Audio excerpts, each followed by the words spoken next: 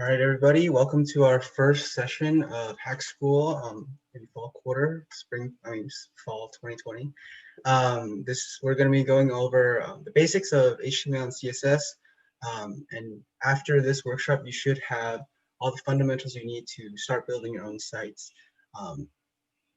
with content and styles. Yeah, we're really happy you guys are all here. Just to introduce ourselves, I'm Jamie. I'm one of the co-directors of Hackschool. And I'm Miles. I'm the other co-director of Hackschool. Yeah, so let's get started. Here are the links to the slides and README. If someone could paste that in chat, that'd be really nice. But we'll just leave this on the screen for a minute so you guys can copy it down. Thank you for linking that, Tim.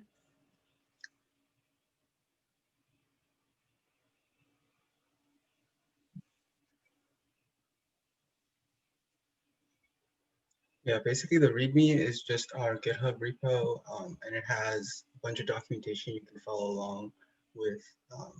Our explanations don't make sense or are too fast, you can always read that. And there's also example code in there. Okay, so if you didn't catch it, the link is in the chat. And if you are a member of ACM, you can enter your attendance code. It's OKBloomer. And also, this is the feedback form. You can find the link in the slides, I guess, or someone can copy and paste it. But we'll be, so if you fill it out after the workshop, we'll be raffling off like a $5 Amazon gift card each week for every feedback form. And for that, you just need to add your UCLA email when you fill out the form. But if you're not comfortable with that, you can totally just fill out the form anonymously. Yeah, so the link is in the slides. So I'm gonna move on for now. Miles? Yeah, so just some logistics before we get started. Just want to say that we are having Hackschool workshops every Wednesday at 6 p.m. Pacific time. Each one is scheduled to be 2 hours, but might go less if we don't have that much to cover. Just look out for those events going up on Facebook and also the ACM Hack, I think, both Facebook page and Instagram page. Yeah, and we really want to encourage, if you're confused at any point, feel free to put a question up in the chat. We're also going to be stopping every once in a while just to get questions. So when those happen, you can unmute yourself or, again, just post the question in the chat. Yep. Okay, so for the structure of Hackschool, obviously the goal is to learn skills for web development so you guys can build your own websites.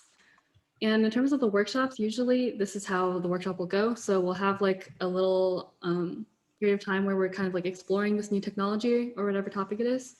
And then we'll have an example and a mini challenge, which is really just a little project for you to practice the skill that you just learned. Yeah, and starting week 8 and later, that's going to be kind of where the core curriculum ends, which is just basics of web development. And we'll go into some more advanced topics like, for example, React and stuff like that. Those will be announced when we get closer to those weeks. Yeah. All right, so before we get started, for development tools for this workshop, you'll need a text editor and a web browser.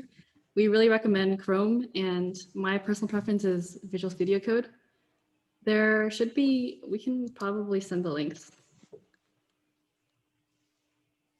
I feel like probably most people have Chrome, maybe, but there are the links to download these tools.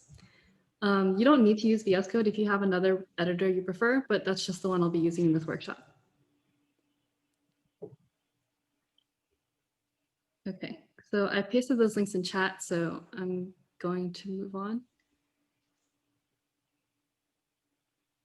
So let's get started with what is web development, because that's kind of the whole goal of what we're learning. So when you go to a URL in your browser and you press enter, what happens? So basically your computer is the client in this little diagram and some other computer is called the server. And what happens is your computer will make a request to the server for the web page, and then your server will respond. And typically it'll send back some HTML, CSS, and JavaScript files, and your browser will then use those files to render the web page. So you can actually see this in action. I'll just go to like Google. And if you right click, you can go to inspect, which will open your Chrome developer tools, which I'm on the wrong window. And then at the top, I'm going to go to this network tab and hit refresh. And you'll see I got a whole bunch of different files of different types. And basically my browser is just using these files to render this web page for me. Okay. So as a developer, what you're going to do is try and write code for these web pages. And to do so, you'll be writing like HTML, CSS, and JavaScript files. And as you probably know already, today we're learning some introductory HTML and CSS. So I think we have a poll, right, Miles?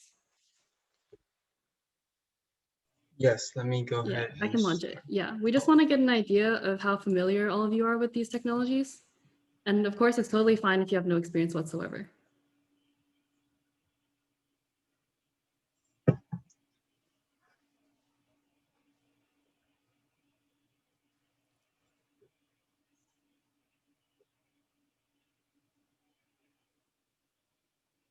Okay, it looks like people are almost done responding. Okay, I'm just gonna end it here. Okay, so as you can see, a lot of people here have never used these technologies. So if you're one of those, like, don't feel alone, like everyone begins somewhere. So yeah, let's just get started. Let me just answer a question really quick. Do we need Chrome and VS downloaded right now? It'll be helpful if you have those downloaded, just if you want to follow along, but you're also perfectly welcome to just like watch and absorb material and try it on your own later. We have like a lot of documentation in the README, so you can always follow along with the README later if you want to try it out. Yeah, if you want to follow along now, you should try and download those things. All right, so then let's dive in. And what is HTML? So HTML stands for Hypertext Markup Language, which sounds kind of weird. So let's try and break it down a bit and see what's going on. First, we have hypertext. So hypertext is really just text that can be linked to other text, which you can kind of like get a hint from the name, like hyperlinks, hypertext.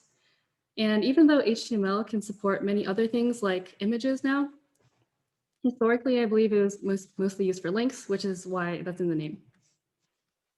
And second, we have markup. So back in the old days, we used like paper manuscripts, and like editors would mark up documents like physically.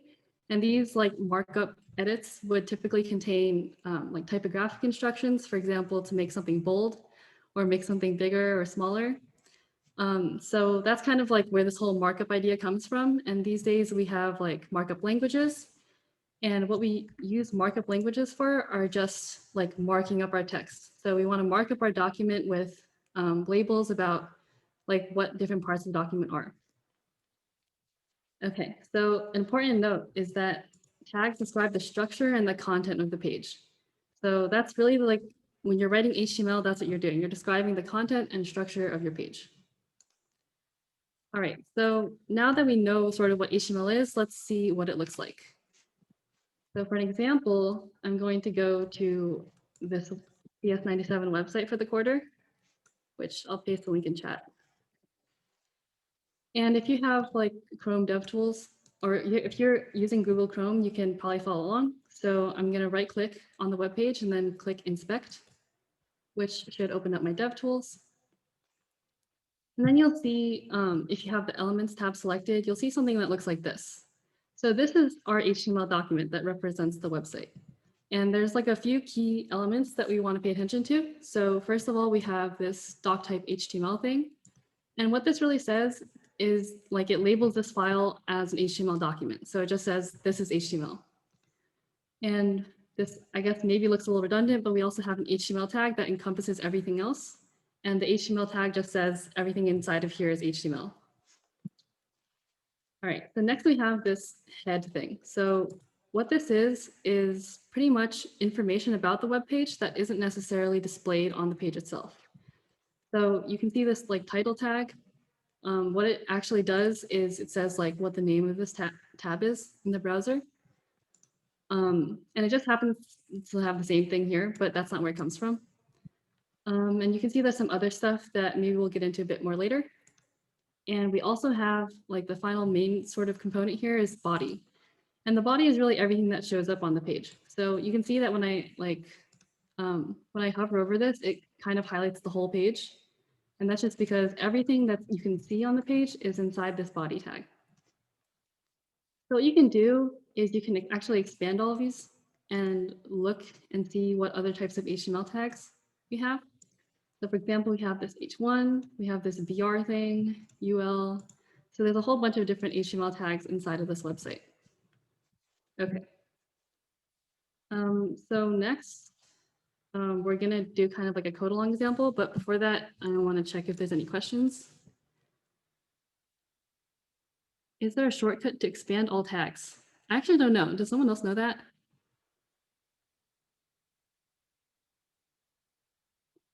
Okay, looks like nobody knows, but maybe we can experiment and find out. I think they're talking about in the dev tools rather than VS Code. Yeah, maybe there's a way. I don't know it if there is. All right. Okay. In that case, I believe there is a way. Really? If you right click, then there is expand recursively, which will show everything.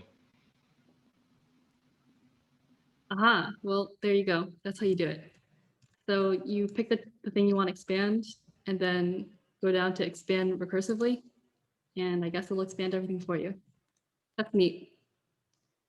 How do you pop out the inspect element in a separate Chrome window? Oh, okay. I believe it's like, so this is probably what you have by default. And what you want to do is click on this customize and control DevTools. It's like the 3 dots. And then pick this one that says undock into separate window. And then it'll pop out, which is pretty convenient. I pretty much always have it popped out. Let's see, there's another question. Does inspect work for all websites, or can it be blocked for more highly developed sites? I think technically it works for all websites, but like you can probably write a website where you're not allowed to right click, and then you might have to try and find a more sneaky way to open your DevTools. Like I know there's some websites that don't let you right click or like highlight things, which I always find annoying, but yeah. Hotkey F12. That's good to know. Although I'm on a Mac, so I guess that works. All right, so if there aren't further questions, then let's get into like a little demo. All right, so to start off, I'm going to right click on my desktop and just make a new folder. And I'll call this Hackschool HTML. You can name it anything you want if you're following along, but yeah. So next what I'm gonna do is open this folder in my favorite text editor, which is VS Code. I have some things open, so I have to close it. Okay, so in code, I'm going to open by pressing File and then Open. And then on my desktop, I have this Hackschool HTML folder. So I'm going to go ahead and open this. And you should be able to follow some similar steps regardless of what text editor you're using. Okay, so now what I'm going to do is create an HTML file. So the way I'm going to do this is I'm going to press this little file button or new file button. You can also click on file and then new file. Well, it didn't create it in here. I don't know. So I created a new file and I'm going to name it index.html. Okay, great. So now we have an HTML file. And we're going to just populate it with sort of like the default code. And if you have VS Code, I believe like it'll do some autocomplete for you by default. So you can see it has this doc type thing. I'm going to write doc type and it'll autocomplete to doc type HTML. And then next, of course, we need our HTML tag. And also nice thing about VS Code is it auto-completes the closing tag for you, which is pretty helpful for HTML. And finally, I'm going to add inside of this my head tag and my body tag. Okay, so now we have kind of like all the fundamentals for an HTML file. Is this big enough? Thumbs up, thumbs down? Okay. Yeah, let me know if it's too big or not big enough. All right, so after you've added this code into your file, you can make sure to save it by like Command S or however else. And then what I'm gonna do is go to my Finder, and on my desktop, here's my hackschool.html folder. So I'm gonna open this. And then to see this in my browser, I'm gonna drag the HTML file into my Chrome. Into my Chrome. You can also probably right click and open with Chrome, or just double click and hopefully it'll default to Chrome. And then, yeah, so here's our website, and you can see there's absolutely nothing on it, which makes sense since we have nothing in the body tags. So something to note for the rest of this workshop, if you're following along, is that if you make some changes to your HTML file, you're going to want to make sure that you save it and then refresh the page to see the changes reflected. All right, so let's experiment a little bit. I'm going to just type some random stuff here. And now I want to save and see the edits that I made. So Command S, and then I'm going to go here and I'm going to refresh. So you might notice something a little bit weird, which is that I inserted a bunch of spaces in here, like between the words, but as you can see in the site, they all sort of just got smushed together. So this is just a thing about HTML, which is that white space doesn't really matter. So I could even insert a bunch of new lines and then refresh again, and you'll see it's still the same. So that's just something kind of important if you're like trying to write stuff. This also means that regardless of how I indent or space my code out, it's still going to work the same way. But obviously this is not very pleasant to look at. And if you're working with a team on like this file, they're probably going to be pretty upset if you format your code like this. So it's always a good idea to have some like better practices with code indentation. How do I get the file to be in the browser? Yeah, so all the responses should work. You can double click the file in like when you open it here, which should open it like that. You can also drag it like someone mentioned, which will also open it. And finally, you can right click, open with, and then Google Chrome. So all of this should work. Okay, so moving on, let's learn some HTML tags. You might remember from the CS97 website, we saw this like BR thing. And what this BR thing is if you can see, if you hover over it, it says the BR element represents a line break. So what does that mean? Well, let's just add some text and see what happens. So I saved, I refreshed. Let me make this bigger too. And you can see that my name is Jamie is on a different line from this word. And that's because I inserted a line break. So it's fairly intuitive what it means. And if you want a break in your text, you can just go ahead and put a BR. So another interesting thing about this tag is that it doesn't have like a corresponding closing tag, right? So if we look at like HTML, we have this like we have this /HTML closing tag, same with head and body, but BR doesn't have a corresponding closing tag. So it's what you call kind of like a self-closing tag. And you can indicate this with like this slash here, but you actually don't need it. I prefer to keep it in just because it kind of makes more sense to me that it like closes itself. So I put the slash there. There's like a kind of off-topic question. How do I make VS look so nice? If you're talking about like my color theme, then like I use this Noctis Lux thing. You can like download it through a VS Code extension. But yeah, that's probably it. Yeah, all right. So let's learn some more HTML. So another important thing is a comment. So I just pressed command and then slash, which like automatically comments, but you can also just type it like this and it should autocomplete the second half. And anything I put inside here is a comment. And comments can also take multiple lines, so you can make your comments really long. And what exactly is a comment? Well, I saved my file and I'm gonna refresh and you see that there's nothing that changed. So a comment is basically something that doesn't actually like affect the code. It's pretty much like documentation for like a human to read. But it doesn't actually show up in your website. So it might be nice if you want to like label some parts of your website, but not outwardly have it be shown or something. How do you automatically comment? It'll be, well, I don't know about on non-Macs, but for Mac, you do command and then slash, and it will do that for you.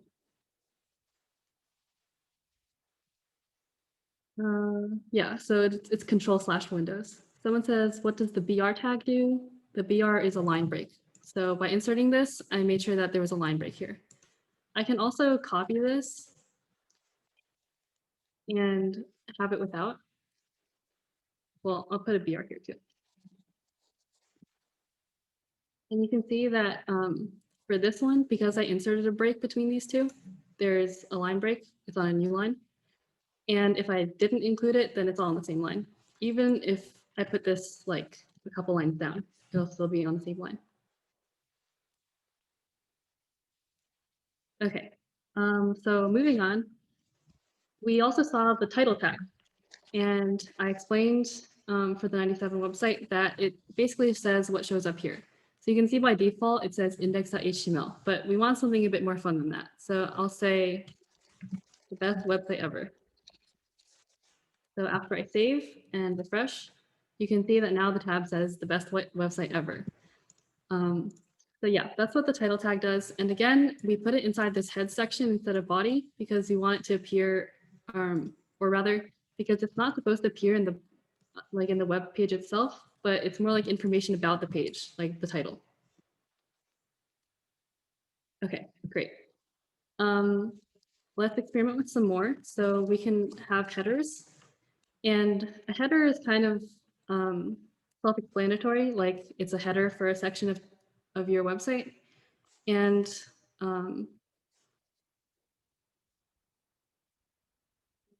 save.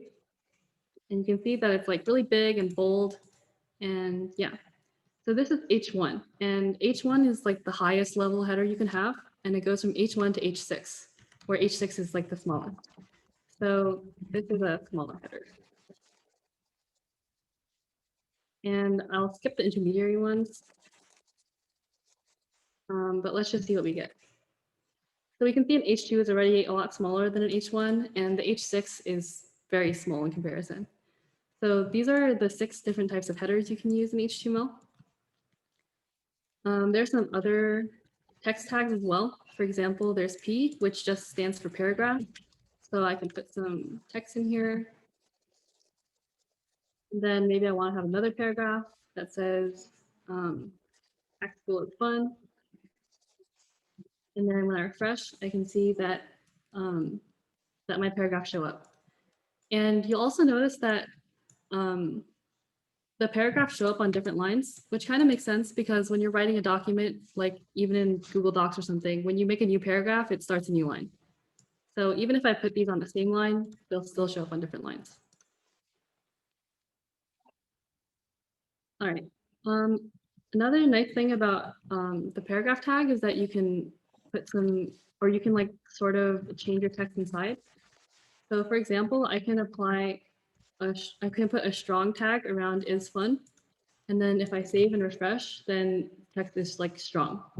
And similarly, I can have this NEM tag, which means emphasize. And when I save and refresh, you can see my name is emphasize.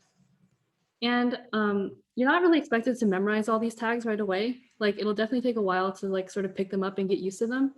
But if you use VS Code, I'm pretty sure you can always hover over the tag and it'll like tell you what it does. And it'll even have a link that you can click and it'll take you to some documentation about the tag itself. So that's a pretty useful tool for when you're like just learning HTML. So yeah. Okay, let's see if there's some questions. What's the difference between P and BR? So the difference is that like P is sort of like a paragraph, like you have an opening and a closing tag that should surround your paragraph of text. Whereas BR is like, because it's self-closing, it doesn't like surround anything. You put a line break in between things. Like for example, I'm pretty sure I can put a BR inside of this paragraph.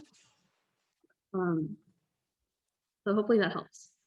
Like a paragraph is like a chunk of text. So you like say this is a paragraph, whereas a line break is just something you use to separate other things. Okay. What's the difference between strong and bold? Okay, so I think I have a link in the README about this, but like the main distinction is sort of like, we say that HTML is for like content and structure, and it shouldn't be for style. So it might be confusing why when you say strong, it like makes this bold. But really, when you say it's strong, you're not necessarily telling the browser to make this bold. You're just saying that this should be like strong, or this should be emphasized. And it's kind of up to the browser to interpret it as, okay, to emphasize it, I'm going to make it italicized. To make it strong, I'm going to make it bold. So it's kind of like strong determines like the meaning or the impact of what's inside, whereas bold is just like a styling thing. Where's the link to documentation? Yeah, looks like you found it. So you just hover over the tag that you're confused about. And then if you click it, it'll take you to the documentation for that specific tag.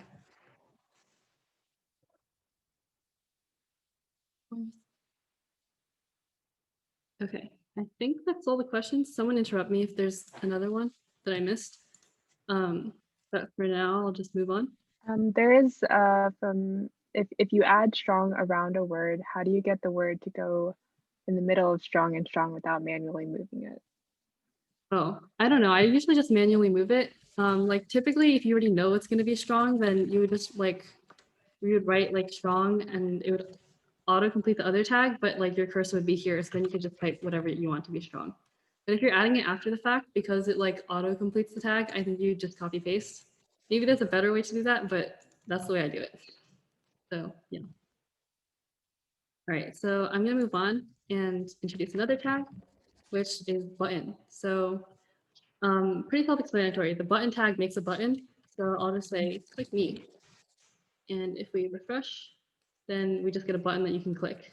Now the button isn't really connected to anything, so it doesn't really do anything when I click it, but it's a button. And you'll probably learn later on how to like hook it up to stuff and make a button useful. Okay.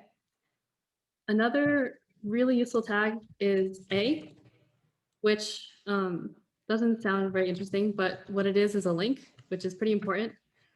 And something like kind of new about this tag compared to the other ones is that it has something called an attribute. So if I want to say where this link should go, I use this href attribute. And then inside this goes the link. So I'll just say Google. And this is a link to Google. Okay, so just to break it down, you have your opening tag and you have your closing tag. And inside the opening tag goes this href attribute. And what it specifies is where the link will go. And then in between the opening and closing tags is the text that will appear that represents the link. So if I save and go ahead and refresh, you can see that this whole thing is a link to Google, which we can just check if that works. And of course it does, which is great. And so a bit more about attributes. Not every tag will need an attribute. Like you can see, we have plenty of tags that don't have any. But some things do need an attribute, like a link. And what the attributes do in general is they like say some sort of characteristic or property of the HTML element. And they always look like the name of the attribute and then an equal sign and then a string with the value.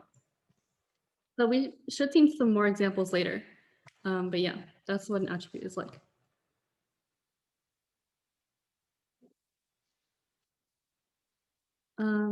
How do you make a link to a page that you made, like a different HTML file? So I'm pretty sure I can make some other HTML file that's like name something else. And I'll just include some boilerplate stuff.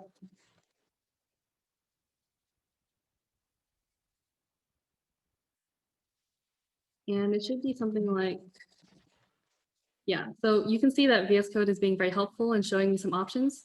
So I can just say about.html and say, I'll just say link to about. And when I refresh, I can click it. And you can see just by the URL that now I'm on the about.html page of the site, which contains nothing. So yeah, that's how you do that. More questions? Okay, I think everyone's good. How do you get your website to update with the stuff you're adding? I was able to take the page to Chrome, but nothing is updating. Yeah, so to make sure that you're seeing the most updated website version, make sure you save your file first, and then inside Chrome, you're gonna wanna refresh. And that should update it. Okay, great.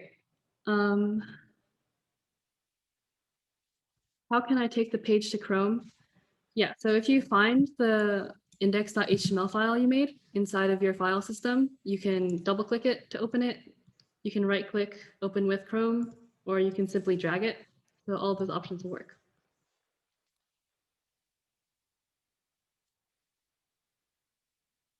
Why is mine say your file can't be accessed when I added HTTPS? So if you're trying to link to a different page, like a different file, you don't want HTTPS, you just want the file name. So hopefully that helps.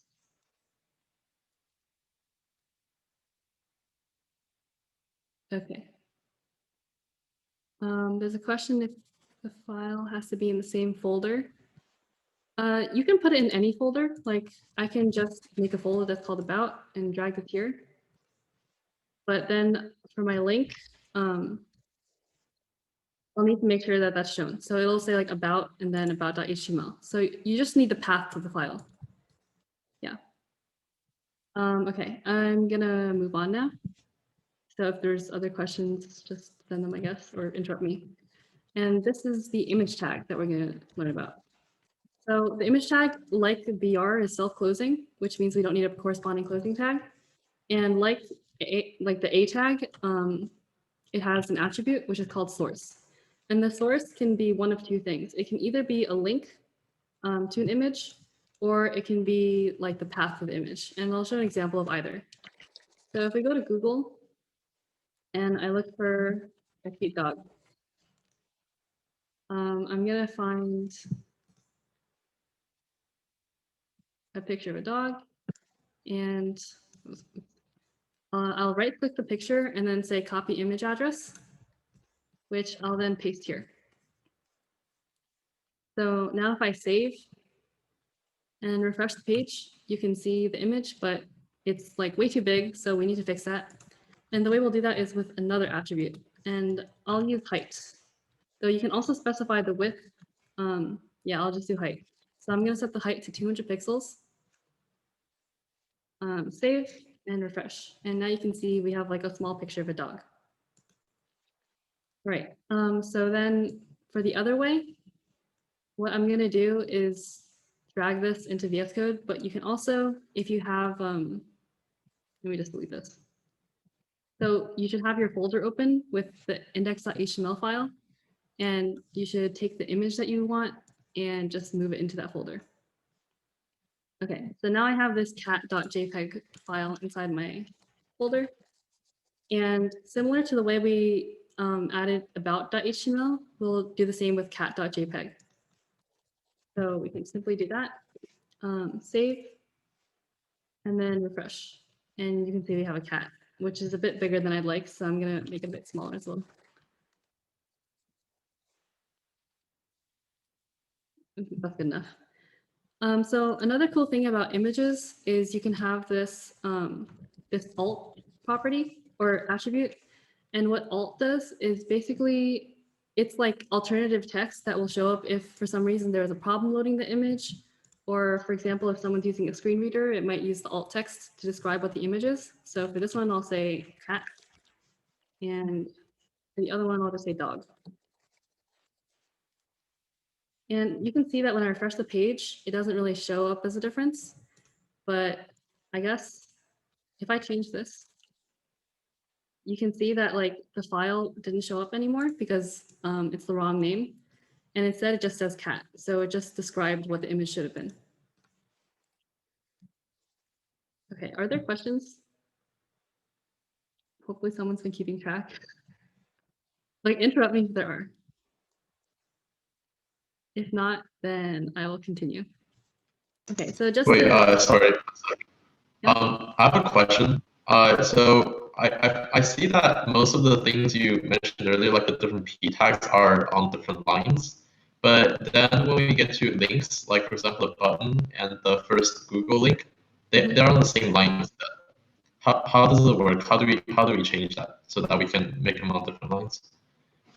Okay, well, I think I'll touch on this a bit later, but to quickly answer why they're all on the same line, it has to do with the way like different elements work. Like some elements themselves will just take up like a whole line, whereas other elements can be put like on the same line as others. And we can sort of see this if we inspect.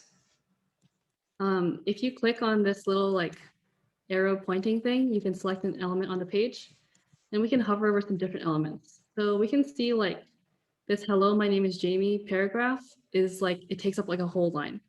Whereas this is a link to Google, it only takes up this little box that it's contained in. Yeah, so like I mentioned, we'll learn a bit more about this later. You can also see there's a difference, like this is the p tag, which you can see like, wait, you can see it, right? Like the little thing that comes up on the top of the element. Yeah, okay. So you can see it says p there. And then if I get closer to is fun, you can see at the top it says strong. And you can see that this does not take up a whole line because it's only modifying these two words. So again, we'll learn a bit more about this later, but hopefully that's satisfactory for now. Okay, so then moving on, let's just learn about a couple more tags. So one of them is like a list. And there are two types of lists in HTML you can use. One is an ordered list and one is an unordered list. So let's do an ordered list first. It's just OL for ordered list. And inside of this, you're going to use LI. And LI is used for each list item. So I'll just put hello. I'll make another list item that says hi. And another one that says hi. And if we save this and refresh, then you can see I get a nice ordered list that says hello, hi, and hack. Now I'm just going to copy this and change it to an unordered list so you can see the difference. So now we have two lists, both say hello, hi, hack, but one is numbered because it's an ordered list, and the other one just has bullet points because it's unordered. Okay. All right. So for the last, or not last, but next, let's learn about the input tag. So the input tag, as you can see here, it represents a type data field, usually with a form control to allow the user to edit the data, which sounds kind of like complicated, but really it's just a way for you to get input from a user. And if the input tag uses a type attribute, which says what kind of like data you're collecting. You can see there's a whole bunch of stuff. So I'm just going to select text because that's a really common one, I guess. And as you'll notice, it's also a self-closing tag. So if I save this and refresh, then there's some sort of input box that I can type in, and that's that, which is not particularly useful. But like the documentation said, it's usually with a form control. So what does that mean? Basically, what I'm going to do is put this inside of a form tag. And the form tag is usually used to like group together some inputs that can all be submitted together. So if I put this inside a form, then let me just add some other things that are interesting.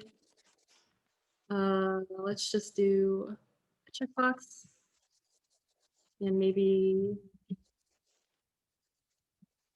a range. And because I'm doing a form and I want the user to be able to submit, I'm gonna also add a submit, and you'll see what all these do in just a second. So I saved, I refreshed, and now you can see that each of my inputs that I'm requesting has showed up. So I have a text input where I can just type some stuff. I have a checkbox that I can either check or uncheck, and I have a range that I can just play with. And then there's a submit button where if I click it, it should refresh everything. And it also unzoomed my page, which is annoying. So yeah, that's what a form does. Okay, are there some questions?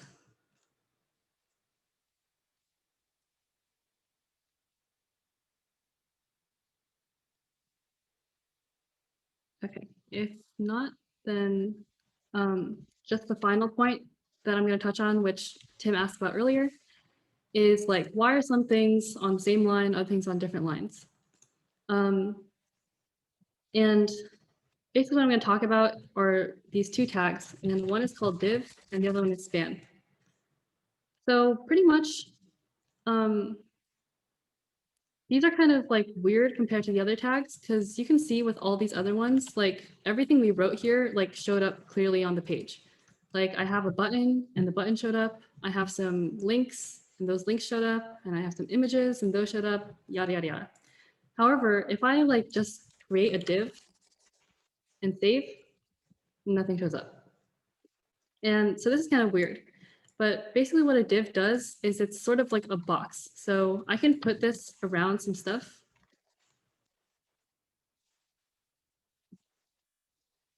Sorry. Yeah, so I'm just gonna put this unordered list and this form inside of a div and save. And if I refresh, you can see that nothing really happens, right? But let's inspect the page and see what we can see. Maybe this isn't very useful. Okay. There we go. So you can see that this element is like the div that we created, and you can see that it encompasses both the list and the form that we made. So it might be kind of like weird, like, why are we doing this? Like, it doesn't really show up a difference on the page. I don't really get it. But as you can see, like, sorry, let me just show it again. This is sort of like a box type of element, right? Like it spans the whole width of the page, so it like needs its own line. And we can see how that might be useful. For example, we have all of these elements that are on the same line, right? But we can put one inside of a div and see how that affects things. So where's my button? Here it is. So I'm going to put a div outside of the button. And then when I save and refresh, now we see that the button is on its own line. And we can, again, inspect and look at the element. And we see that there's like a div that takes up this whole line. And then inside of that is a button. Yeah, so, okay, so let me talk about span also. So span is it's like very different from a div. It's like you use it to surround some elements, but it doesn't create a box. It's more like highlighting some text. I think of it kind of like if you had a whole bunch of, maybe I shouldn't do it there. Let me just make a new paragraph and just type this a bunch of times. So I have a whole bunch of stuff. I can save it and refresh, and we can see that we have this. Like what I can do is I can like highlight parts of it. And this works a lot like the strong and M tags, where you can put it inside of like, say, a paragraph. And when I refresh, it's not going to change anything, right? But if I inspect the elements, I can see my paragraph, but I can also see the part that's inside the span. And again, like the divs, this might seem like totally useless, but it'll become very useful when we learn about CSS. So just keep in mind that a div makes a box around your elements like this, whereas a span can be used to sort of like highlight part of an element. Yeah, okay, I hope that makes sense, but feel free to ask questions. When would you use div over BR? So BR, I guess I would usually use to just like separate some things, whereas div, I typically would use if I want to apply like a style or something to a whole chunk, which you'll learn about in the CSS portion. Yeah, someone asked what theme is this, and Tim answered it's Noctis Lux, apparently, which is correct. Let's see. Okay, I think that's all the questions. So, all right, let me just present. Okay, so at this point, we're going to be taking a little break, and it's 6:50. So Miles, what time do you want them to come back? Didn't we say like 5-minute break? Sure. Okay, so then actually it's almost 6:51, so let's do 6:56. Okay. Yeah, so you guys can feel free to stick around and ask questions in the chat, or you can go get some water or whatever. But we'll be coming back at 6:56, and then we'll be learning about CSS. So yeah.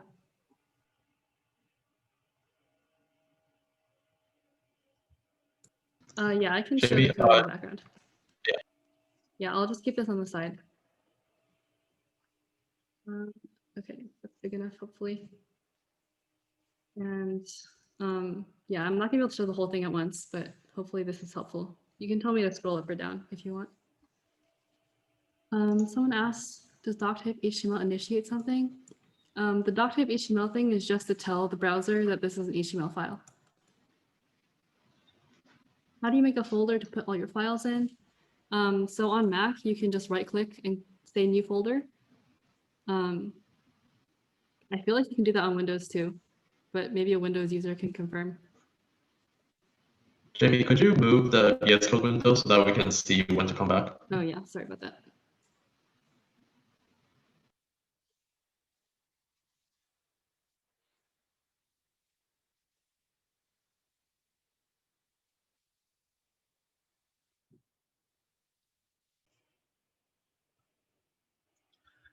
All right. So welcome back from the break. We're gonna get into CSS now. But before we do, I just want a quick reminder again that HTML is all about the content of your site. So the actual words or images that go on the web page. What we're going to be talking about CSS is all about the look and feel, basically. So CSS is how we define the styles on the page, how everything looks, and stuff like that. So let's just get into the basics. What is CSS?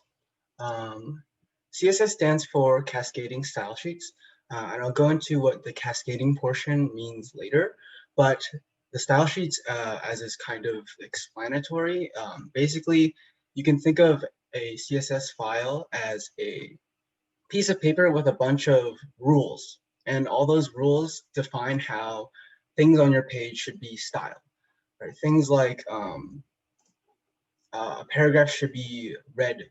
All the text in the paragraph should be red, or this paragraph should be aligned to the right, or even things like there should be 20 pixels between these two paragraphs. So we'll get into what these style rules look like. Yeah, so this is a very basic style rule in CSS. All CSS rules look kind of like this. So I'm going to break down each part of this. There's like 3 main components. So the first one is called the selector.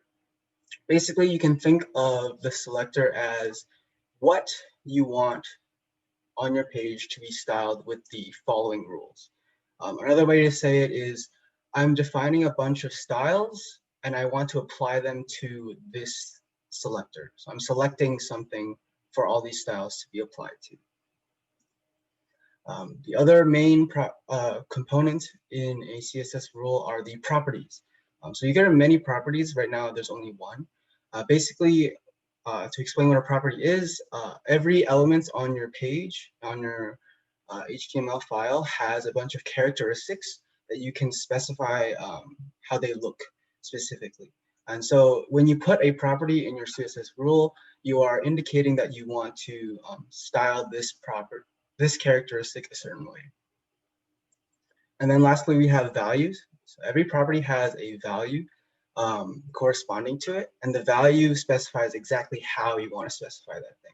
So in this example, our property is color and our value is red. That just means specifically I want to make the color of this, this body tag red. And color here corresponds to text color. I'm just gonna stop really quick. If anybody has questions, let me check the chat about just that. Okay, I guess not. So I'll go ahead and move on. Here's just a list of some basic properties. Again, I think kind of like what Jamie was talking about with the HTML tags, don't bother memorizing these things. Eventually you'll kind of get an intuition for basic properties, but there's also tons of documentation online where you can find every single property, and there's a lot of properties. So you can always look it up if you're struggling to figure out what property is relevant. Okay, so how do we create a style sheet? I'll go over this in the example as well, but here are just some basic steps for you. You can open up a new file in text editor, and as long as you name it something ending with .css, it will be recognized as a CSS file. Normally, we name it something like style.css. And then inside that file, we can add all our rules. So this is the rule from before. It'll look exactly like this in the file.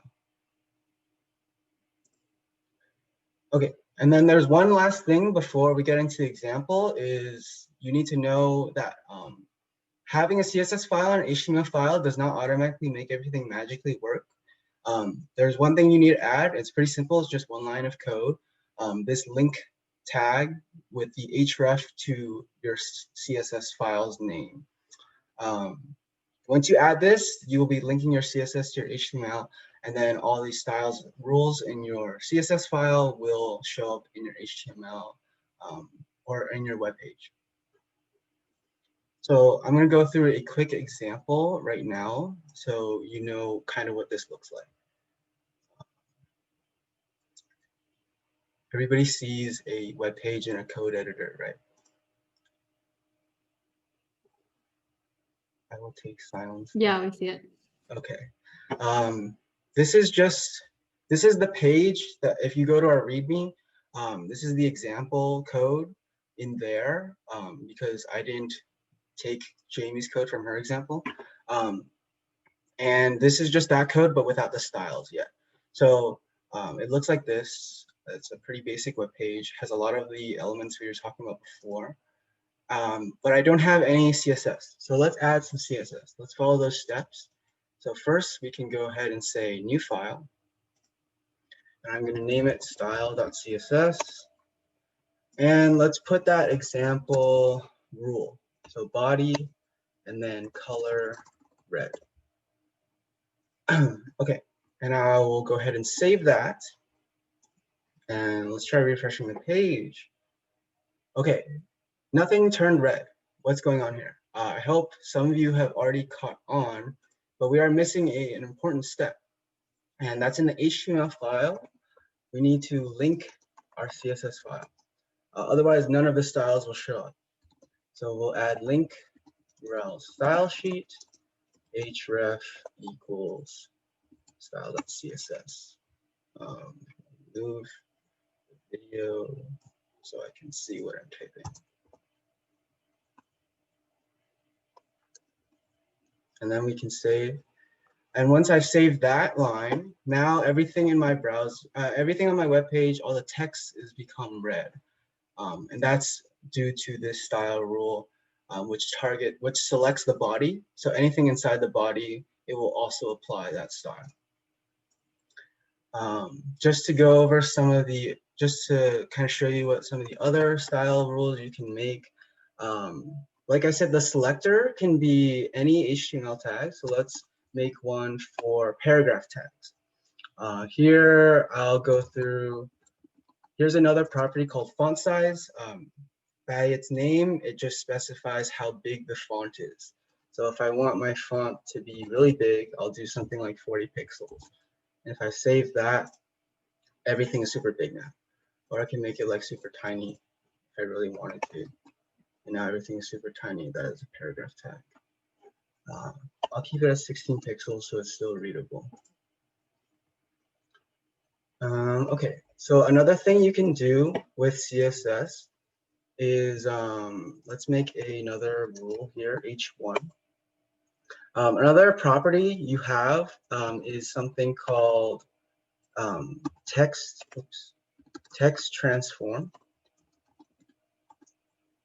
Text transform basically will, in the name, it transforms the text in some way. So you have all these options here. VS Code is really helpful. It shows you everything you can make, every value for the property. I'm going to go ahead and say uppercase, and this basically is going to make every H1 tag, all the text in it is uppercase. I can also do other things like, let's see. I can make a border. Here's one of the things. And so for a border, we can do 1 pixel solid black. I think that's the order. Yeah, so border 1 pixel solid black. This makes a border of width 1 pixel and the color is black. Just one note, this border is actually shorthand. You can actually do every one of these individually. So border width 1 pixel, border style solid, and border color black. And then it looks exactly the same if I refresh this page. Yeah, so these are equivalent. They're just different ways to do it. And if I want one thing to note for your color, I think, why is it not? For your color, you can also use hex colors if you want to. So you see here red, and it also has the hex value. So if I don't know how many of you are familiar with hex, but if I just enter numbers in hex, then it shows up as a color as well. I don't know why it's not working right now, but usually you can do like a color wheel. So I'm not sure what that is about, but you can also do RGB if you like as well, which is red, green, blue. So you can put some values in here. And then it'll also save as a color. So now it's like something purple. So those are different ways you can do colors. Oh, there it is. If you hover over this color, you get a whole wheel. So this is more helpful in VS Code anyway. You can just select a color based on this. Before I keep showing you more style properties, are there any questions in chat that haven't been resolved? There's a question about what the border style solid does. Maybe you want to show some other options? Yes, okay. So border style is just saying what the border looks like. So right now it's solid. Let me change this back to black so maybe it's a little easier to see. If I say border style, you can also do dashed is another style. And now my border has a bunch of is made up a bunch of dashes instead of being one solid border. I think there are a lot of other options. Dotted is another one. And that makes it dotted, which isn't super easy to see, but it is dotted now. And then you have double, which I think is supposed to double the border, but I'm not sure. Anyway, there are a lot of different options. They all just affect how the border looks itself.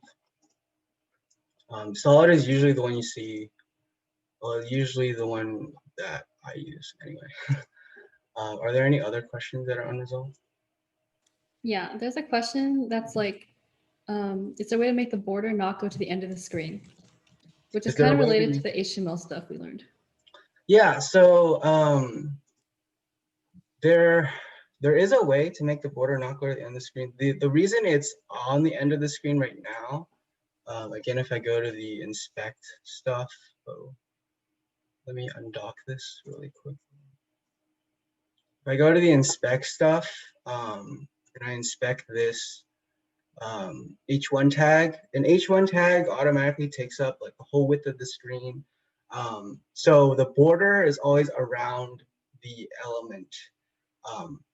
So if you want your border to not go to the end of the screen, then your element needs to not go to the end of the screen. One way you can do that very brute forcefully, I'm pretty sure you can do like width and then set a manual width, and then it'll only be that big. So that's one option. I don't think we recommend that option too often. But another way you could do it is one of the properties I was about to get to actually. One of the properties that I mentioned on the slide is padding and margin. So margin is like space between elements, while padding is like, you can think of it as like how much space the actual element takes up.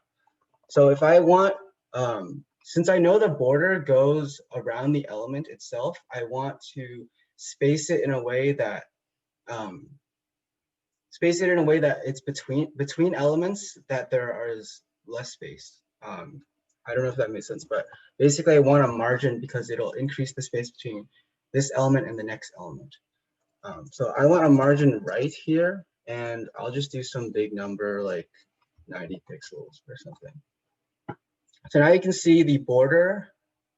Okay, let me get out of this. The border is much less on the edge of the screen because the margin on the right side of this element is 90 pixels. If you want to keep going, you can make it like, I don't know, 100, 300 pixels. So that's one way you can make this border like not all the way to the end. Are there any other questions? Otherwise, I'm going to keep going with different properties. Okay, let's make a button CSS rule. And I'm going to show off padding and margin here a little bit. So padding, let's make that like 20 pixels. Margin, let's make that like 40 pixels. Okay, so what I wanted to show off with that is the difference between padding and margin, because I know it's often a question like what's the actual difference. They both seem like they just influence the spacing of an object or an element, I mean. If you hover over an element, green is always padding and then orange is the margin. So it actually shows you, if you're in Chrome, it'll actually show you like which is which. But if you see here, the padding is actually influencing how big the button itself is. Which is why I said like you can think of padding as how much space the element itself takes up. So this button is bigger because we made the padding larger. And then the margin, like I said, is the space between this element and the ones around it. So that orange, the orange space there, it shows that the space between this button and then like the paragraph above it is that 40 pixels that we specify. Okay. Let me think, was there something else I wanted to show off? I think that's all of the basic ones I wanted to show off. Are there any questions now before I get back to the presentation part?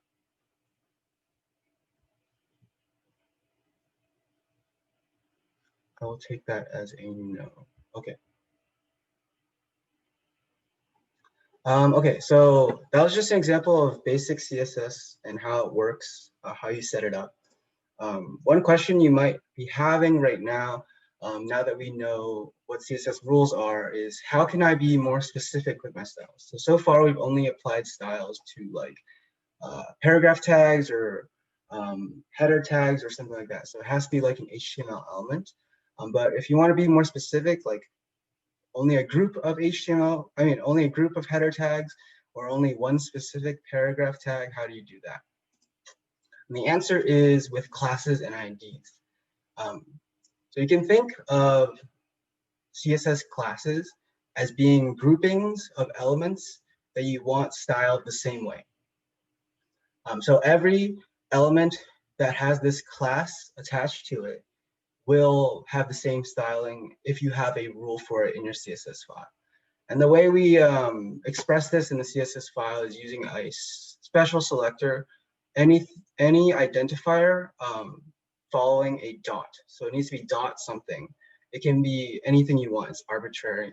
I'm just using my class here as like a simple example. It could be like dot, I really love CS31. I don't know if anybody did, but that could be your class name.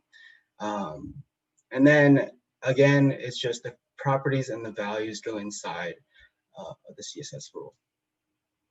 And then the ID selector works similarly, except it has this special hashtag instead, or the pound symbol, or whatever you like to call it, in front of an identifier.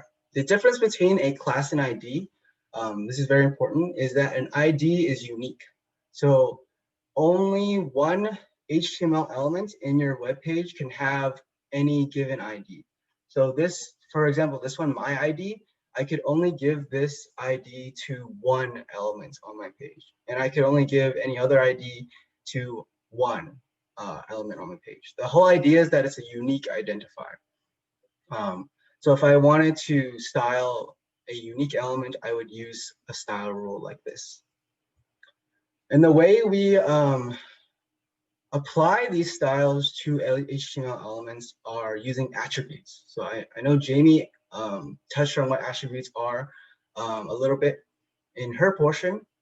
Basically, there is a class and an ID attribute that you can apply to HTML elements.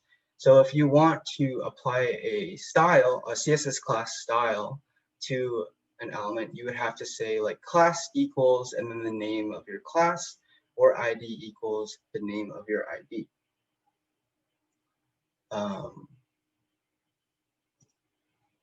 Okay, before I get into that, okay, bad meme. Are there any questions? I just want to stop before I get into the next topic. From the chat, could you review the difference between class and ID? Yeah, so aside from the selector itself being a dot for classes or a hashtag for IDs, the main difference is that IDs can only be applied on one element on your page. So they're supposed to be unique identifiers. You can't have two IDs with the same name. That's not how it's supposed to work. On the other hand, a class can be applied to as many elements as you want. And they don't even have to be the same kind of elements. The whole idea is that a CSS class defines a grouping of elements that you want to have the same styling.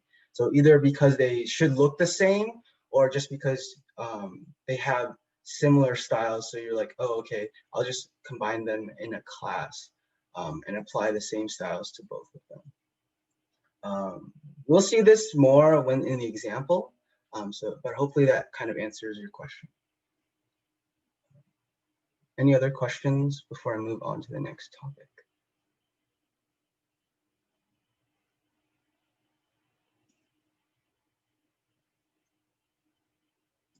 Okay, I will take that as a no.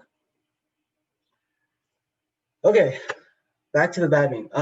Combining selectors. So we're getting more and more specific here. Another way you can select elements to apply styles to is by combining selectors. So there's a lot of ways to do these. There's a lot of ways to do this, but I'm just going to go over two pretty intuitive ways you can.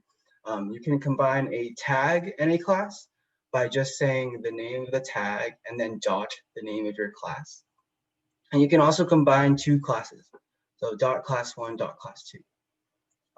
What the tag plus class selector will do is it'll apply this style to any h1 tags that also have the class my class.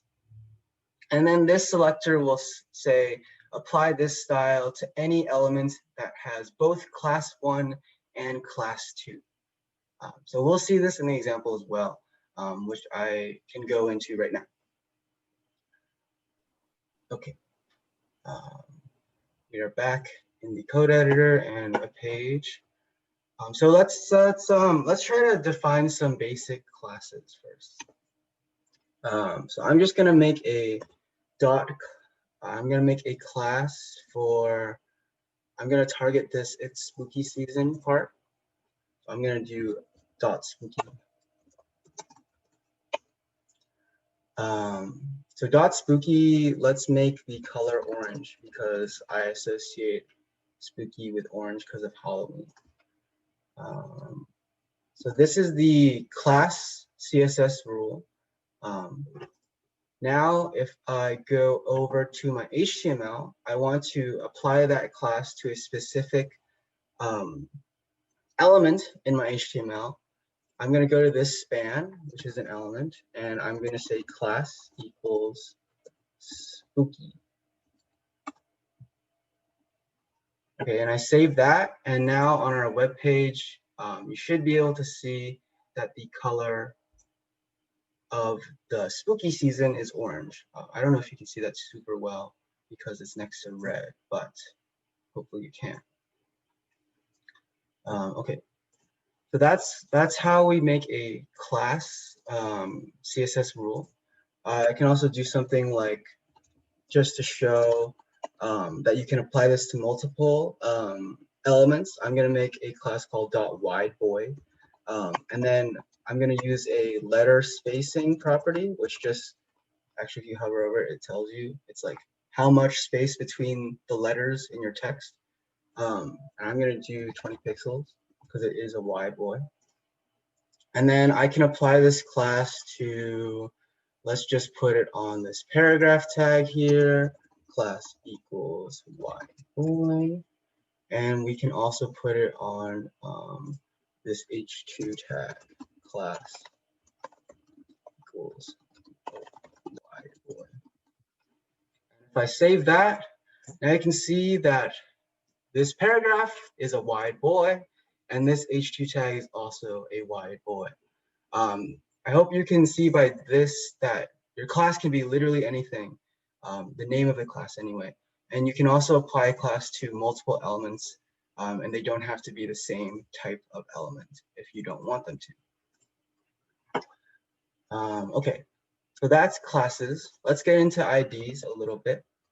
So I'm going to do hashtag this is a unique ID. Right. Once again, you can make this anything you want, but for IDs, it just has to be unique. You can't have multiple of this is a unique ID. So I'm going to make this, let's see, I'll make this text I'll do font weight. So just to introduce more properties to you guys, font weight it's kind of like how heavy the text is, but it's basically like how bold it is, if you want to think about it that way. There's a bunch of weights, but I'm going to do bold here. And I will apply it to, where's this link? Yeah, okay, so this paragraph, which says a link to my UCLA, I'm going to go ahead and put an ID on that, which says this is a unique ID. Okay, so hopefully you can see it, but this got a little bit bolder. Let me change everything to black just so it's easy to see. I think red is a little harsh. Okay, yeah. So this paragraph in comparison to this paragraph is a little bit more bold. And that's because of the font weight style. So that's basic class and ID stuff. I just want to stop here before we get into combining selectors if anyone has questions. A question from the chat, can you do an example of a .class1, .class2 property? Yeah, so I was just about to get into combining selectors. Before I do that, are there other questions? Otherwise, I'll get right to that right now. Looks like no. Okay, so now let's do that example. So I want to do another class. So let's make another class first. I'm going to do .jumbo, and I'm going to make the font size, let's say 80 pixels, because I want it to be real big. So jumbo makes things big, spooky makes things orange. Now let's define a combined selector CSS style rule that's .spooky and .jumbo. So this will apply to any element on the page that has both the spooky and the jumbo class on them. Just before I do this, let's put jumbo on the spooky season, just so we know what it looks like when it has both spooky and jumbo. So it's really big and it's also spooky. I mean, it's also orange. So I'm going to combine .spooky, .jumbo, and let's do, when they're together, I want them to be wide. Let's just do 10 pixels. I think it'll add to the spookiness or something like that. So now when they're together, we can see that the space between these are bigger. So we have .jumbo, which makes it big. We have .spooky. We have the spooky class, which makes it orange. And then we have anything with both. It's also going to be spaced out. I can also do like text transform uppercase again to make it also really, to make everything capitalized. So now again, we have, we have the classes on their own, but this combined selector only applies to elements that have both the spooky and the jumbo classes to them. Just to illustrate that, I'll just add jumbo to something else as well, so you can see that it won't get those additional styles.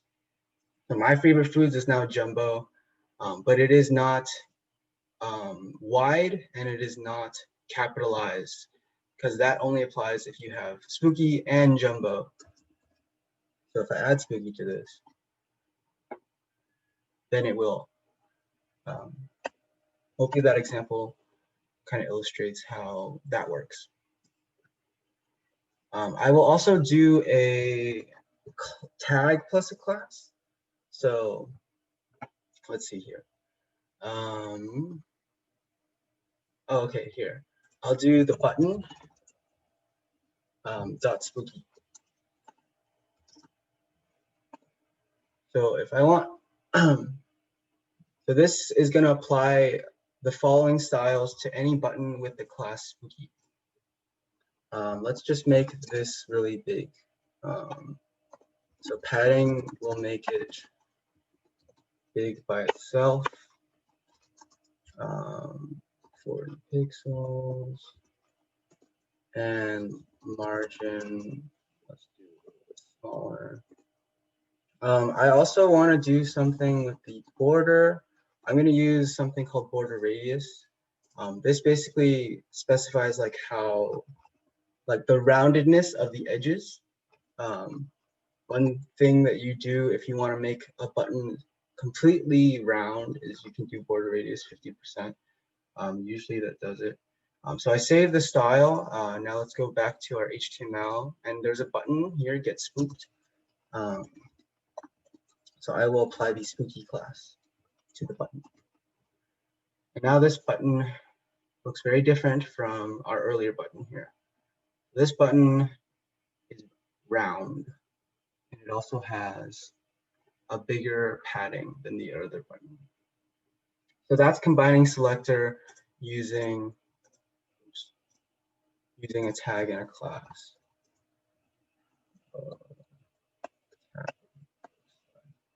Tag and class. And this is class. Okay, those are just some basic examples. Did anyone else have questions now after that? Can we apply style to what our divs so we can show that it's like a physical box? Oh, yeah. Let's go ahead and, yeah, so Jamie was talking about earlier how div and span is a bit different. Div being a box that like takes up the whole screen, and then span being something that only takes up like the space that the content takes up. So let's apply a style to one of these divs. Let's put a class, I'll put container. And then let's make a corresponding CSS rule for all container classes. Container. Let's make the margin like 60 pixels. Let's make it have a border. I'll just take this border over here. Where's the container? Let's make it a little bit thicker. And then we can also put some padding on it. Okay, let's save that. Okay, so now it's spooky season, which was all contained in a div, has a style from the class container where it gives it some margin, so it takes it off the edge of the screen. It has some padding, so there's some space. If you see here, all this text is like right against the edge of the screen. There's some space in between this text and the border because that's from the padding. And then another thing we could do is if we wanted to center everything, we can do text align and then center. So now it's centered in the div with the container class. Another thing I wanted to touch on, I know Jamie was answering a question earlier, like why would we use strong as opposed, why is there strong versus bold? One part of that is that we can define exactly what strong means because it doesn't need to mean bold, right? It just needs to mean whatever strong means. So like default in your browser, strong means to make it bold, but I could say strong means to make it italic and bold or something like that. So font style italic and font weight. Let's make it bolder. I could also say that I want strong to mean that it's uppercase as well. So now if I find something to put strong on, let's see. I'll just put around this, very arbitrary, strong. I'll save that.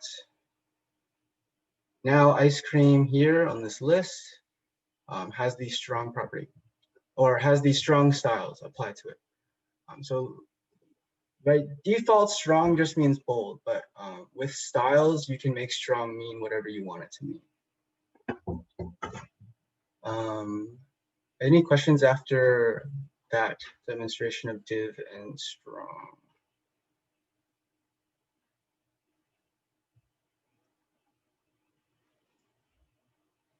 Okay, I will take that as a no.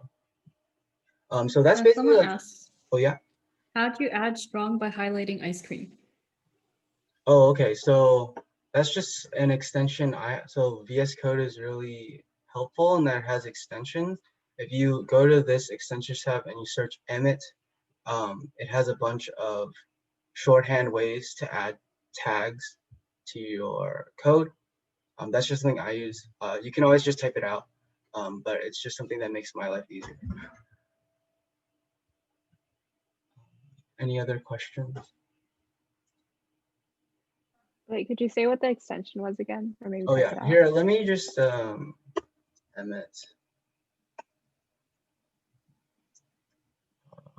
Emmet.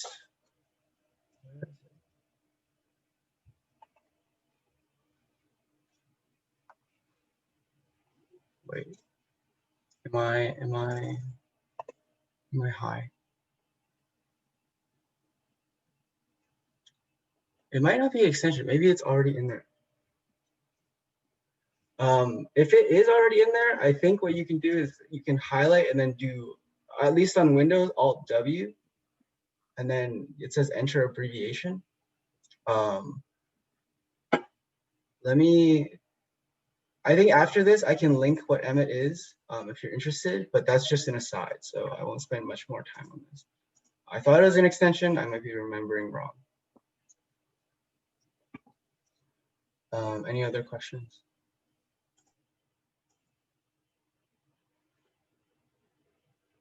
They were answered, but you can also go over it again. Like, so you can overwrite a tag. I think the answer is yes. and just defining in CSS override the default. Mhm. Yes. Yeah. That kind of brings me to what I wanted to say about the cascading part of CSS. So cascading, I didn't really explain it that much, but now that we understand like what style rules are, the cascading part of CSS refers to how different styles are prioritized, or which style is chosen if you have a lot of styles on a single element, right? So for example, we can take that strong example. So strong by default on your browser, or on at least Google Chrome, has the style that it makes things bold. When I specify strong as a style in my CSS, it's more specific. So it's a more specific rule, and therefore it takes priority. So the cascading part is like down the levels of priority. The more specific your rule is, the more priority it has over, say, more general rules. That's also why, if I change this back to red or something, if I do red on the body tag, it makes everything red. But if I make, for example, paragraphs black, the paragraphs will turn back to having black text. And that's because the paragraph is more specific than the body tag. Body just encompasses all elements in your body tag. But paragraph is more specific to paragraph text. So this rule takes priority. This extends to the ideas of classes. Classes are more specific than tags. And combining tags and combining selectors is more specific than that. And then ID is the most specific thing. Like I said, it's the unique identifier. There's only one element on your page that could have this ID. So it's gonna take the most priority. Yeah, that was just like a note on cascading, in case people were wondering what that meant. Are there any questions about that? Or anything else? If not, we can move on to the next topic. There's a question about how we should format and organize our CSS files, and if there's a standard for doing so. Yeah, I don't know if there's a standard. I'm not aware of a standard. The way I tend to organize my styles is like you would put all of the most general stuff on top and the more specific stuff towards the bottom. That's why, like, I guess all your HTML tag styles can go up here because they're general, and then everything else can go down under. If you have, like, for example, container, if this class was something I use on a lot of things, I might put it higher up because, again, it's more general. Sometimes I also group together styles that are used for the same section of my page. But that's only if that specific section has like specific things. Like if I only use certain classes in a certain section, I would group those classes together in my file. I don't know if there's a standard for how styles are should be formatted in CSS. Somebody might be able to tell you that there is, or you might be able to look it up. But yeah, that's generally how I do it.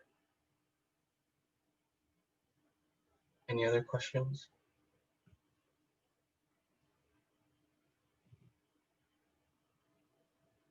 Okay.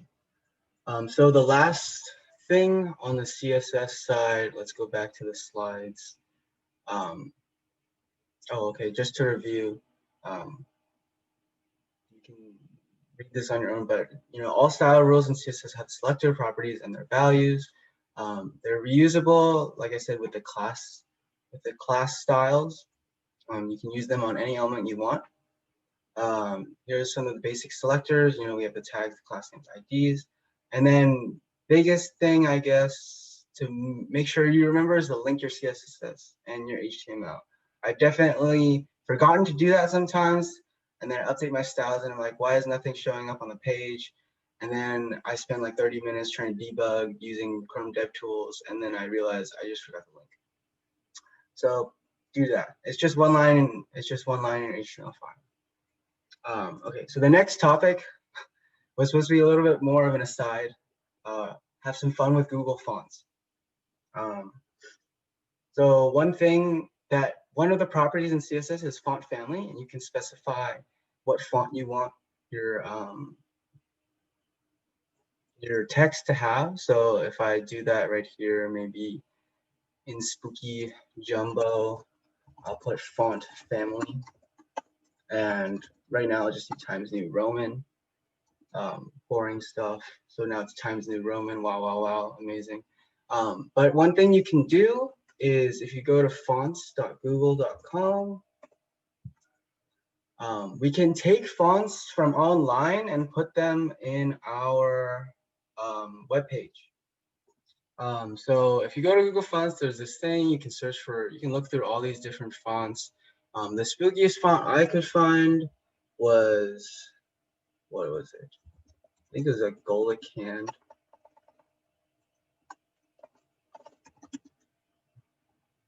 Yeah, Gochi Hand. Okay, there we go. So you can just click on the font. And then once you clicked on the font, you say select this style. Then this sidebar will show up. And then you want to click embed. And then it has this link tag here. So we want to take this link tag. And just like with our CSS, we want to put this link tag in our head, in the HTML's head. So I'll put it right under the link to the CSS file. So save that. And now you want to apply this CSS rule to specify the font. So I'll just copy this and I'll replace the font family here with the one we get from Google. And if I save that and refresh this page, now we have a new font from Google Fonts, and it's a little bit spookier. Yeah, so you can do this with any font as long as you just do the steps that I showed you. You just select a font and then select the style, and then you go to the embed part. The idea with this is not all fonts are default accessible. There's something called web-safe fonts. These are basically fonts that you can find that are pretty guaranteed to be available across all systems and like across different browsers. And those are called web-safe fonts. There's a link to some web-safe fonts in the README near the bottom. Those are things like Times New Roman, Arial, and stuff like that, all those boring fonts. So if you want some fun fonts, you can use Google Fonts. It's free. Everything there is free to use. And then you just, like I said, you put a link in your HTML, and then you specify the font family, and that all that information is in the website itself. So now spooky season is extra spooky. I have a question. Yeah. Can I see quickly how this spooky jumbo combination was applied at the HTML? Oh, yeah. So spooky jumbo is only on this span right here. So this Okay, span, so yeah. So there's no period. Yeah. So you can you separate class names with just spaces. Yeah. Sorry if I didn't explicitly say that. And then can you go back to the CSS? Yeah. Okay, thank you. Any other questions about either what I just went over or like literally anything about CSS? Someone asked, is it recommended to mostly use web-safe fonts?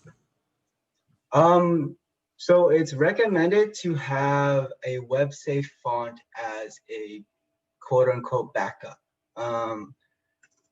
You'll see here, this is the font specifically that I found on Google Fonts, and then there's a comma, and then it says cursive. You can think of this as like, if it can't get Gochi hand, it will default to cursive. And cursive is supposed to be some kind of website font. There are things like, let me just show you. There are things like serif or sans serif. So those are also like default fonts that are usually considered website. So serif and sans serif.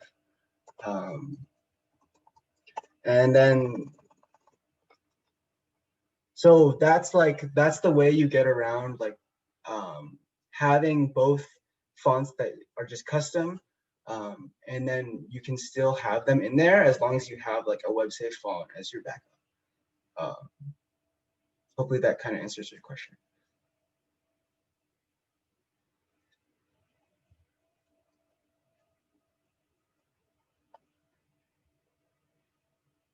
Any other questions?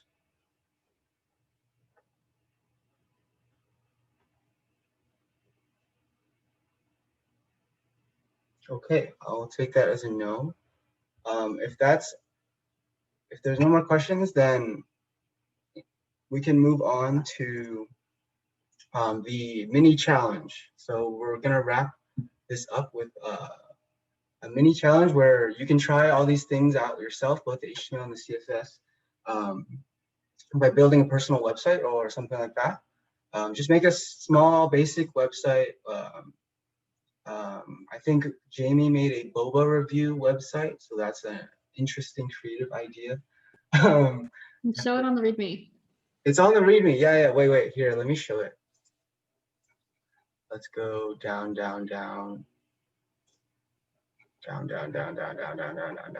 Here, this beautiful website. Wow. Boba and Except this only has HTML, so ideally you'd want to also style your site. So I did not style mine. yeah, so if you want to make any site like that, either a personal website about yourself or like something about your hobbies or your favorite animal. I know my friend, like 2 years ago, she went to one of our workshops and she made a whole website about cows because she loves cows. And it was kind of morbid because eventually the cows turned into steaks. But that was her decision. Question from the chat. How do we create a web link for the HTML page? A web link? So you mean, I assume like if you want to share the page? So I think we'll probably get into this maybe later, but like I mentioned before, when you make a request to URL, you need to, like, a server will reply with the files. So basically what you need to do is serve the files somehow. And there are some like ways you can do it. Like, for example, I think Netlify allows you to host like your website, and that will also like give you a link that you can send to other people. I think maybe we'll do a workshop on it like in the later weeks if like there's interest. But basically it's like deployment. I hope that helps. Maybe someone else can chime in with more helpful answer.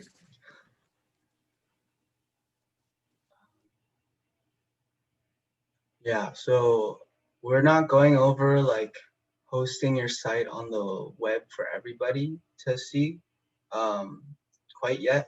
That's probably more of one of the advanced topics. It's like later down this workshop series, if you want to know about that.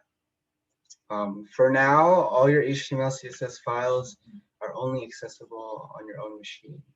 If you want them online, you have to have some computer somewhere serving it online. So we'll just take like 10 minutes to have you do this little mini activity on your own, kind of practice your HTML, CSS skills. I think what we're gonna do is we're gonna break out people, or we're gonna make breakout rooms. And if you want help while you're working on them, you can self-assign yourself to a breakout room. And each breakout room will have some of the officers. Yeah, I'll make those right now. Yeah, so if you want to go there, you can. And then if you have questions while you're doing it, the officers in those breakout rooms can help you on a more intimate level. Also, please don't forget the feedback form. You can win a $5 Amazon gift card if you fill it out with your email. Yeah, And I we'll really realize appreciate your feedback. I realize this is closer to 8, so some of you might be leaving. Just want to say next session will be Intro to JavaScript, and it's going to be Wednesday at 6 p.m. again. The feedback form, again, like Jamie said, we really appreciate your feedback. We want to know how to make these workshops better for you. And you also have the chance to win an Amazon gift card, so that's a plus. Other than that, just go ahead and hop into the activity. Jamie will get those breakout rooms set up. Question about Bloom. When do projects get assigned and starting projects? Okay, so for Bloom, we are forming groups this or next week, like beginning of next week, because we have drop deadline this weekend. And then projects, so the projects, again, I think we've said before, but just to make sure everybody knows, projects are going to be between you and your partner. You're going to figure out what, be either based on the workshops or based on your own daily lives, like what is inspiring you to, what ideas are inspiring you, and how can you turn those ideas into a website or a web page. So that's going to be between you and your partner. The workshop series is just here to give you all the skills you need to make those ideas into reality. Any other questions?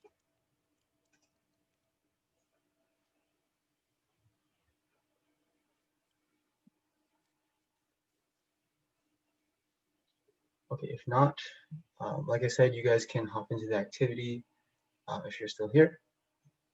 Jamie, are the breakout room already? Yeah, Okay. I just made them. I assigned the officers, and so you can join if you want now, and then people can also join. Yeah. Okay, awesome. Yeah, so if you have like the most recent version of Zoom, you can there should be a bar on the bottom and then something with breakout rooms, and you can self-assign yourself to a breakout room if you want. And if you don't have the most latest version, you can just ask to be assigned to one. Yeah. But of course, you can always ask questions here too. Oh. Ben here has a update on Emmet. It is built into VS Code. Yeah. I forgot whether it was an extension or not. My bad. But the shortcut I use is Alt W to make things with that. And if anyone's interested, let me just link the Emmet abbreviations. If you do a lot of HTML stuff, this is helpful, I guess, to make things easier. Yeah.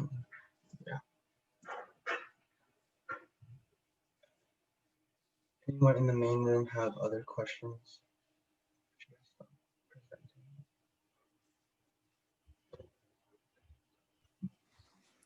Thanks for the lesson, you guys. This is pretty fun. Thanks for coming No out. problem. Glad to have you here.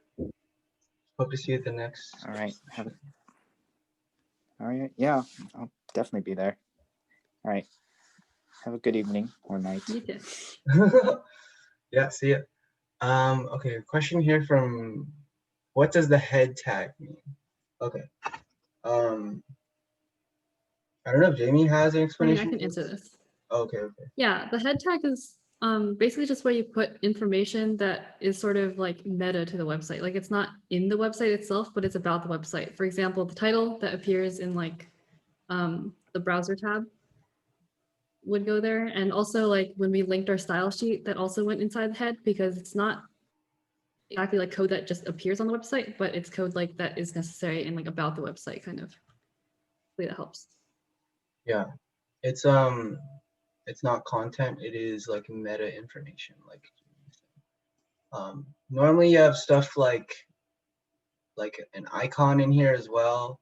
If you notice in the top left of this browser, there's a little globe icon. You can customize that icon to be whatever image you want. And that would happen in the head tag as well. So it's information that doesn't necessarily put on the page, but it's still relevant.